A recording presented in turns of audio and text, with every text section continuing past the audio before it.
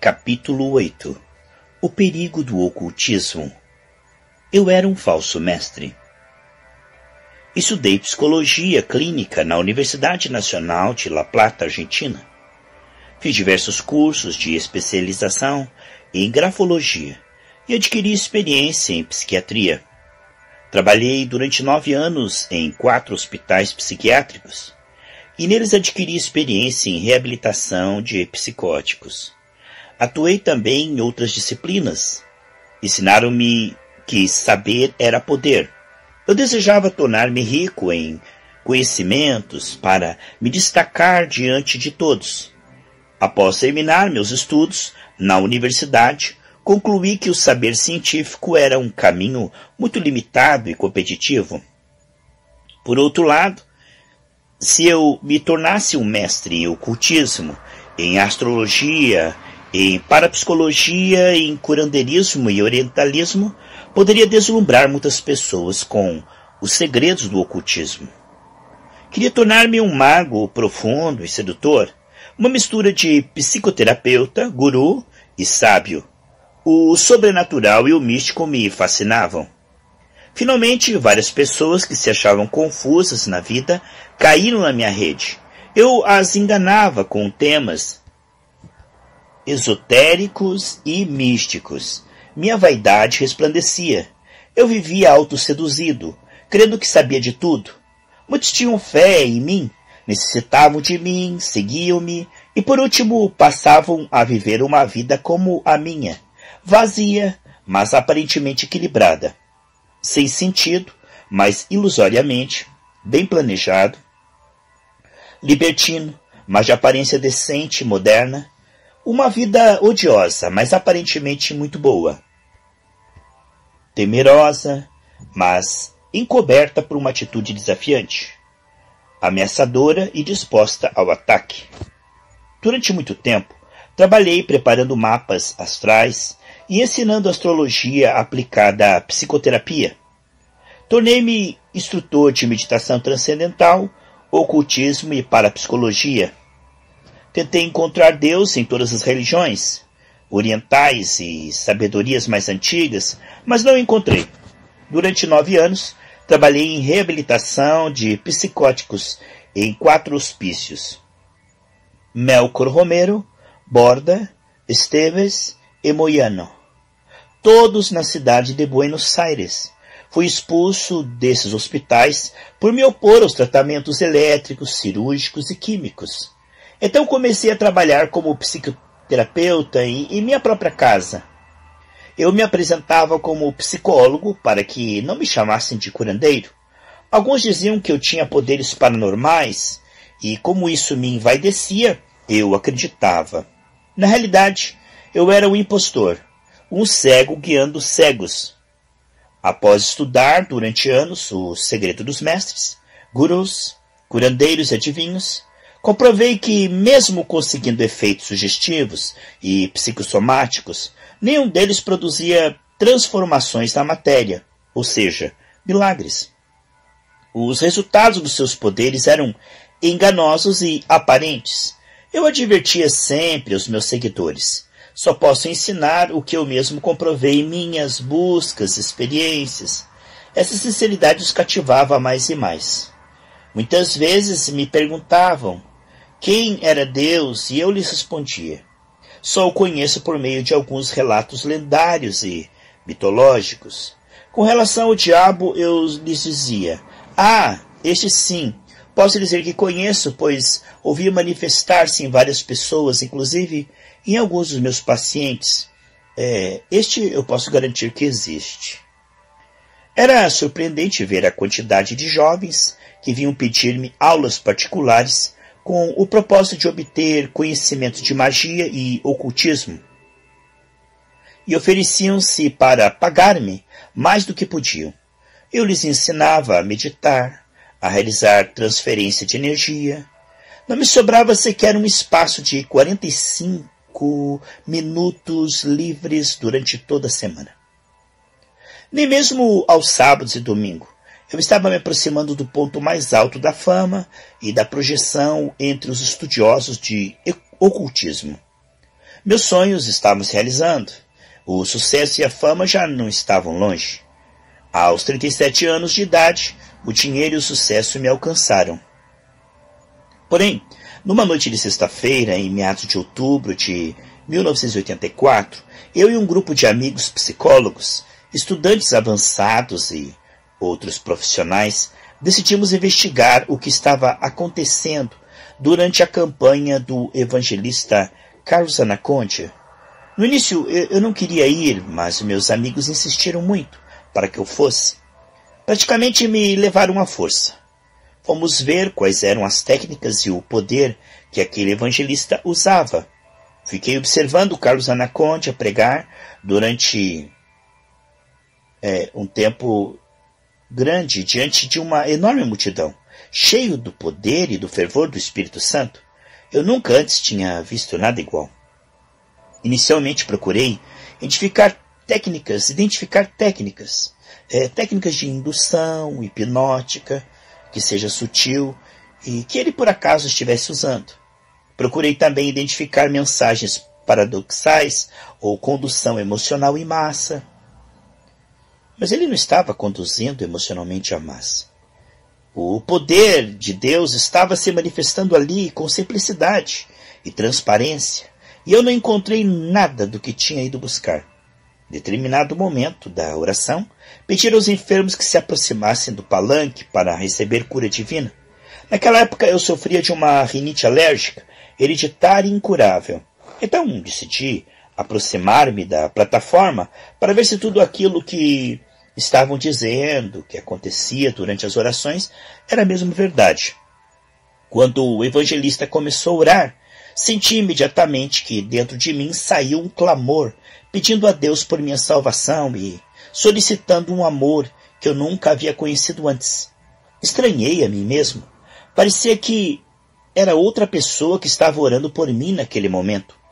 Anacondia disse que acreditava num único Deus verdadeiro e que se eu aceitasse a Jesus como meu Senhor e único Salvador, arrependendo-me dos meus pecados, renunciando a toda sabedoria que não fosse de Deus, eu seria salvo.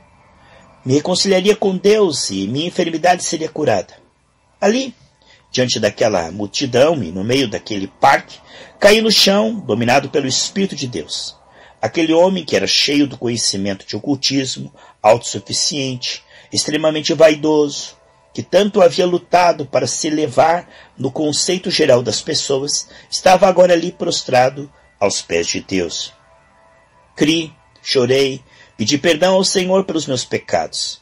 Pela primeira vez em minha vida, entendi o que queria dizer misericórdia, amar aos outros apesar de suas misérias. Mais tarde, pude compreender que até aquele dia Satanás me havia usado como instrumento em suas mãos, mesmo que eu nunca tivesse buscado nem feito pactos conscientes com ele. Porém, quando conheci a palavra de Deus, descobri que minha vida estava enferma, corrompida e destinada à morte. Louvado seja o Senhor Jesus Cristo que manifestou em mim o seu amor. Ele não olhou para a minha maldade, nem para a enorme quantidade de vidas que eu havia empurrado para o abismo.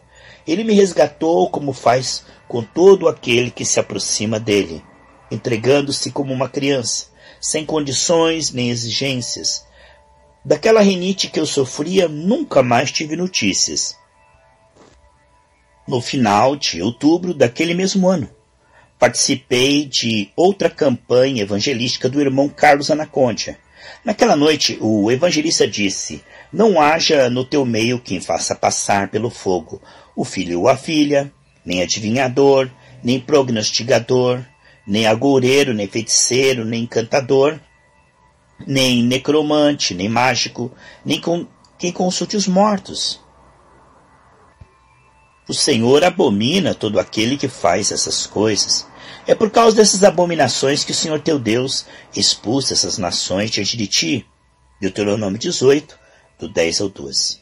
Naquele momento, entendi o quanto eu estava afundado no pecado, como estava distante da verdade e trabalhando de maneira contrária à vontade de Deus. No dia seguinte, após ter participado daquele culto, acordei de madrugada com náuseas, tosse, tremendo. sentindo calafrios, tendo espasmos. Achei que estivesse intoxicado por algum alimento e que ia morrer. Alguma coisa estava me empurrando contra a cama, como se o meu corpo fosse de chumbo. Por minha cabeça passavam vertiginosas recordações dolorosas de pecados, mas percebi que aquilo tudo era mentira, ou fruto da minha imaginação. Eu não havia praticado aquilo. Subitamente, do meu interior começaram a sair gemidos, vozes roucas e grunhidos. Pensei que se tratasse de um ataque de loucura. Depois de 45 intermináveis minutos, lembrei-me de como o irmão Carlos Anaconde repreendia os demônios. Apeguei-me a Deus com todas as minhas forças e com voz alta e autoridade ordenei: Espírito imundo e mentiroso, em nome de Jesus Cristo de Nazaré, eu te amarro e te ordeno que saias do meu corpo agora. Em nome de Jesus, abandona já minha vida e não voltes mais. Meu coração é de Deus, meu Pai. Em seguida, pedi ao Espírito Santo que tomasse o controle da minha língua e não me deixasse cair de novo no engano. Poucos minutos depois, comecei a sentir-me melhor. O calor voltou ao meu corpo, senti-me leve e descansado, e em seguida adormeci. Ao levantar-me e sair de casa, um amigo me disse: Puxa, com que cara você está, hein? Tive uma noite muito difícil, respondi, sem desejar dar-lhe muita atenção ou alimentar a conversa. Não, mas não é isto que eu estou dizendo, exclamou meu amigo. Você está com uma cara muito jovial, muito tranquila. Não parece que passou uma noite difícil. Na noite daquele mesmo dia, eu e meu amigo recebemos o batismo no Espírito Santo. Atrás da plataforma, com os braços levantados, começamos a falar em outras línguas. Deus me libertou das potestades de Satanás. Hoje estou comprometido com Deus, anunciando o Evangelho, pregando a salvação de Jesus Cristo aos perdidos e fortalecendo os fracos na fé, no nome do nosso Senhor e Salvador Jesus Cristo, para a glória de Deus. Basílio, Buenos Aires, Argentina. Quando falamos sobre os poderes espirituais da maldade, sobre opressões espirituais e possessão demoníaca, estamos referindo-nos à influência de todas as potestades diabólicas que atuam neste mundo. 1 João 5,19. Aquele que ignora a existência deste mundo tenebroso corre sérios perigos. Um deles é ser envolvido pelas práticas do ocultismo. Este é um engano satânico, que se disfarça de diversas maneiras para enredar a pessoa que busca respostas para suas necessidades físicas, espirituais. Uma das causas que leva a pessoa a cair neste engano é o fato da igreja não se preocupar em apresentar respostas satisfatórias às suas interrogações. Consequentemente, ele se entrega à exploração do sobrenatural e vai atrás do ocultismo, da feitiçaria, da bruxaria, dos malefícios da idolatria. As ciências ocultas não só estão fazendo estragos na Argentina, mas também em toda a América e em grande parte do planeta, nos chamados países de primeiro mundo. As pessoas envolvidas com o ocultismo estão sendo transformadas em verdadeiros mendigos espirituais. A palavra de Deus, porém, nos diz que existem caminhos que ao homem parecem direitos, mas no final são caminhos de morte. As pessoas procuram soluções para os problemas da vida, tentando encontrar milagres rápidos, eficazes, a coisa mágica. Porém, quando falamos em buscar a Deus, muitas pessoas logo apresentam desculpas. A principal razão deste comportamento é que Deus chama-nos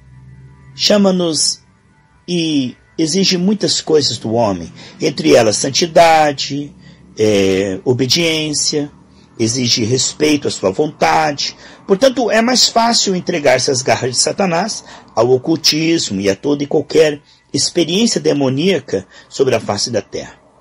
Há algum tempo vi uma revista de esoterismo, na qual estavam oferecendo uma cruz que, conforme afirmavam, dava sorte até para pessoas ganharem na loteria. E tinha mais.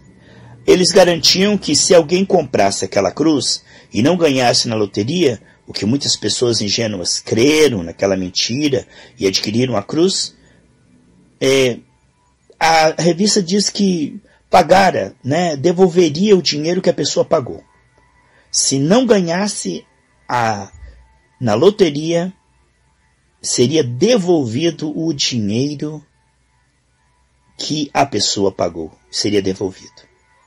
Também estava sendo oferecido uma pirâmide da sorte, com a promessa de que por meio dela a pessoa ganharia muito dinheiro e saúde. Outros anúncios diziam: compre também essa estátua de Buda, ganhe muito dinheiro, solucione seus problemas. Outra cruz que estava sendo oferecida era para ser pendurada na porta de casa, com a garantia de que ela traria paz, felicidade, e no casamento, sustento pelo resto da vida. Outra propaganda dizia que se a pessoa realizasse determinados rituais de alta magia branca, seria muito feliz e bem-sucedida na vida. Essas são algumas entre milhares de coisas que o diabo oferece hoje a todos que buscam solução e respostas por caminhos errados. É comum pessoas com problemas existenciais consultarem bruxos, feiticeiros, magos, astrólogos, adivinhos. Pedem que se coloque as cartas diante delas, crendo que vão obter respostas de Deus para a sua vida. Porém, é necessário que essas pessoas saibam que Deus condena todo tipo de ocultismo. Você deve ter observado que muitas pessoas endinheiradas têm um parapsicólogo, um pai de santo particular à sua disposição, um bruxo a domicílio. Alguns presidentes de nações consultam seus adivinhos antes de tomar determinadas decisões com relação ao seu país. Isso tornou-se muito comum na atualidade. Satanás vem atuando em todas as esferas sociais. Essas autoridades querem saber se a decisão que vão tomar é correta e o que acontecerá no futuro. Porém, Deus não aprova nenhuma dessas atividades de evidência, pois são totalmente satânicas. Aconselho sempre as pessoas a não gastar seu dinheiro nem se colocarem em inimizade com Deus. Eles pensam que estão fazendo algo correto, mas Deus não está nesses lugares e abomina quem pratica essas coisas. Talvez você esteja questionando por que eu estou fazendo tais afirmações. É porque a palavra de Deus, em muitas passagens, nos falam sobre esse assunto. Ela nos ensina qual é a verdadeira vontade de Deus a esse respeito e condena tais práticas. Se você deseja saber algo sobre o futuro, busque nas páginas da Bíblia e encontrará com certeza a resposta. Ela nos ensina o que Deus quer que tenhamos, o que seja bom para a nossa vida. Se você por acaso estiver envolvido em alguma prática ocultista, afaste-se dela, aproxime-se de Deus e da sua palavra. Mas, para isto, será necessário você abandonar o pecado, ou seja, tudo o que não agrada a Deus. Advertência de Deus contra o ocultismo. Muitos homens e mulheres não querem aceitar a Jesus porque sabem que as obras que estão praticando são más. E se aproximarem da luz, que é Jesus, essas obras serão denunciadas pela evidência da verdade. Portanto, preferem continuar na escuridão. Mediante algumas passagens bíblicas, ficamos sabendo qual é a opinião de Deus sobre essas práticas. Astrologia. Com relação ao que dissecam os céus e fitam os astros ao meio da revista atualizada, aos que prognosticam o futuro, fazem prognóstico do futuro, Deus diz em Isaías 47, 13 e 14, certamente são como restolho, o fogo os queimará, não podem livrar-se do poder das chamas, não é um braseiro com que se aquentar, nem fogo para que diante deles se assentem. O crente sincero e fiel não consulta horóscopo, não se preocupa com sinais do zodíaco, nem se interessa por qualquer coisa relativa à astrologia. Isso é do diabo. Espiritismo. Vemos que as escrituras nos dizem acerca deste assunto. O homem ou a mulher que entre vós for médium ou feiticeiro, certamente serão mortos, serão apedrejados e o seu sangue cairá sobre as suas próprias cabeças. Levítico 20, 27. Isso está na Bíblia. Não sou eu que estou dizendo, e sim Deus. Muitos se acostumaram a falar com os mortos, mas não é com os mortos que eles estão falando. e sim com espíritos malignos e enganadores, que fingem ser o espírito dos mortos. Há também pessoas que oram aos mortos. Adivinhação. Deus também fala sobre esse tipo de prática em Deuteronômio 18, do versículo 10 ao 12. Não haja no teu meio quem faça passar pelo fogo filho ou filha, nem adivinhador, nem prognosticador, nem agoureiro, nem feiticeiro, nem encantador, nem necromante, nem mágico, nem quem consulte os mortos. O Senhor abomina todo aquele que faz essas coisas. É por causa dessas abominações que o Senhor teu Deus expulsa essas nações de diante de ti. Em sua infinita misericórdia, Deus também diz que todos os que buscam os magos, buscam ali nos magos, nos bruxos e nos curandeiros as respostas para a sua vida, o fazem por falta de conhecimento. Por isso temos que conhecer a palavra de Deus para sabermos por onde devemos caminhar. Porque há um caminho que ao homem parece direito, mas o fim dele conduz à morte. Provérbios 14, 12. Andemos na luz. Geralmente fazemos muitas coisas erradas por falta de conhecimento. Talvez até pensemos estar agindo de maneira correta, mas a palavra de Deus é clara. E agora que a conhecemos, devemos agir tomando-a como base. Muitas vezes, na simplicidade da vida familiar, vemos exemplos claros. A avó tenta curar a enfermidade do olho do neto usando uma espécie de simpatia, sem saber que isso é curandeirismo. Você pode dizer, mas ela faz isso em nome de Deus. Eu lhe pergunto, alguma vez você já procurou saber em nome de que Deus está sendo feito? Outro exemplo muito claro desse tipo de prática supersticiosa é o que é praticado no dia 24 de dezembro em alguns países, quando os pais dizem que vão passar e até simulam que estão passando os seus poderes para os seus filhos. Isso não é de Deus. Se seu neto está com alguma enfermidade, ou se seu filho não está saindo bem na escola, você deve colocar a mão na testa dele e dizer, Jesus, toca-o, cura-o, dá inteligência. E o Senhor curará e suprirá toda qualquer necessidade, afastando de qualquer influência maligna. Você pode fazer isso sem recorrer a nenhuma conduta de superstição. Porque Deus já nos deu poder, autoridade, conhecimento verdadeiro por meio da sua palavra. A superstição é muito comum em toda a América Latina, por isso, qualquer herança recebida de práticas de bruxaria e feitiçaria deve ser abandonada no nome de Jesus. Agora, que você conhece a verdade, que sabe que Deus não se agrada dessas coisas, afaste-se delas e ajude as pessoas a se libertarem de tais práticas. Deus ensina em sua palavra qual é o caminho que devemos trilhar. Se você participava de alguma dessas atividades, peça perdão a Deus agora. E Ele lhe perdoará e o libertará. Costumamos buscar solução para os nossos problemas sem muitas vezes saber qual é a causa. Sim, é a causa desses problemas. Talvez o seu lar esteja destruído e você não sabe o porquê. Diante disso, muitas pessoas que não conhecem a Cristo decidem procurar um bruxo, um astrólogo, uma cartomante ou um macumbeiro em busca de solução. Uma coisa muito importante deve ficar bem clara. A verdadeira causa do conflito nos lares é o pecado. A rebeldia que as pessoas mantêm contra Deus. Porém, para sermos alcançados por sua misericórdia, temos de reconhecer que somos pecadores e que necessitamos de sua graça e do seu perdão. Necessitamos ajoelhar-nos diante dele e dizer, Senhor, eu quero ser limpo pelo sangue de Jesus. Podemos pedir isto firmados nas promessas que ele nos deixou na Bíblia. Talvez você pense, mas eu nunca reneguei a Deus. Talvez isso seja verdade, de certa forma, mas a Bíblia diz que damos as costas para Deus ao fazer o que não lhe agrada. Pecado é todo tipo de rebeldia, transgressão e desobediência contra Deus, aos seus preceitos, aos seus mandamentos. Isso quer dizer que todos pecamos sem querer, todos os dias, fazendo coisas que não agradam a Deus. Mas Ele quer nos perdoar. Jesus disse que não veio para condenar, e sim para buscar. e salvar o que se havia perdido. Ele deseja reconciliar-se com você.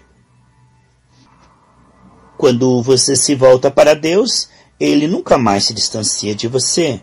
Nunca mais você precisará recorrer à bruxaria, ao horóscopo, nem ao espiritismo, em busca de solução para os seus problemas. O mundo promete muitas coisas, mas essas coisas são frutos da maldade e do pecado, e são usadas por Satanás para enganar o homem.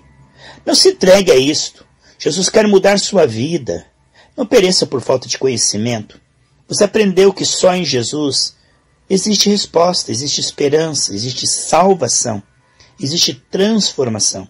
Só em Jesus você encontrará uma mão estendida, cheia de amor e misericórdia, em qualquer momento que você o procure. Ser fiel até a morte e dar-te a coroa da vida. Seguir a paz com todos e a santificação. Sem a santificação ninguém verá o Senhor. Apocalipse 2:10 e Hebreus 12:14. Lembro-me que em meu trabalho eu sujava a roupa com substâncias oleosas, e ao sair para a rua, caminhava sempre pelo escuro para que ninguém me visse sujo. Mas se eu estivesse limpo, eu não me importaria andar debaixo dos holofotes. Assim acontece com o pecador.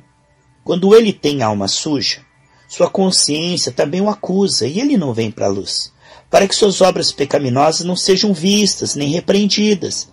É por isso que ele fica na escuridão. Esta é uma das razões pelas quais as pessoas não se aproximam de Jesus. Elas sabem que têm que abandonar suas obras ruins, mas preferem continuar no pecado, na maldade, e fazer o que agrada a sua carne, nas trevas e as ocultas. Eu nunca fui a um casamento todo sujo, manchado, sempre fui bem vestido, com minha melhor roupa. Assim devemos também preparar-nos para nos apresentar diante de Cristo nas bodas do Cordeiro.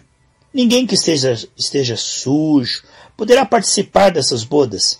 Por isso é necessário nos limparmos, nos santificarmos, buscando a Deus de todo o coração e com sinceridade.